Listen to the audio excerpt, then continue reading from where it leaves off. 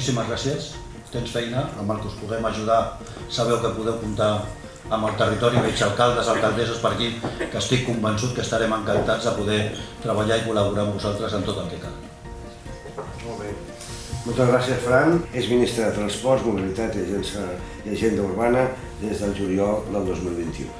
Per tant, li passaré la paraula a la ministra. Per mi és un plaer poder estar aquí a casa meva, i a més acompanyada de tantes cares conegudes, de tants amics. L'alcaldessa de la meva ciutat també m'acompanya, així que intentaré fer-ho bé.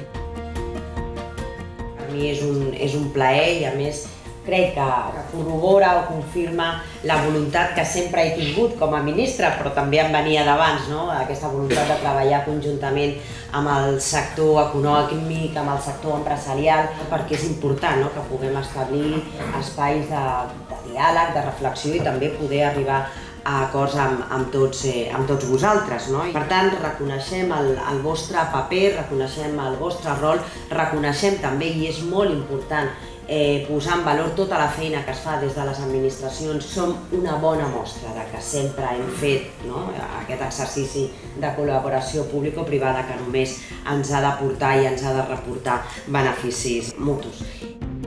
També hem de dir que l'any 2022 es van crear més empreses que a qualsevol altra part de Catalunya.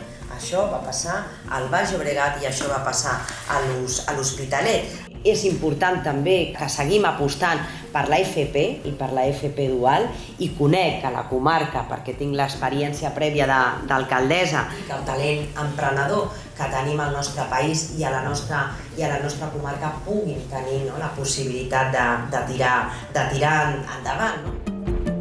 He intentat fer una mica una síntesi de totes les polítiques que hem posat en marxa, sobretot el que fa a l'àmbit de les infraestructures a Catalunya i al Baix Llobregat, però crec que el més interessant és que ara puguem obrir un espai de debat, de preguntes i espero poder resoldre els dubtes que tingueu. Moltes gràcies.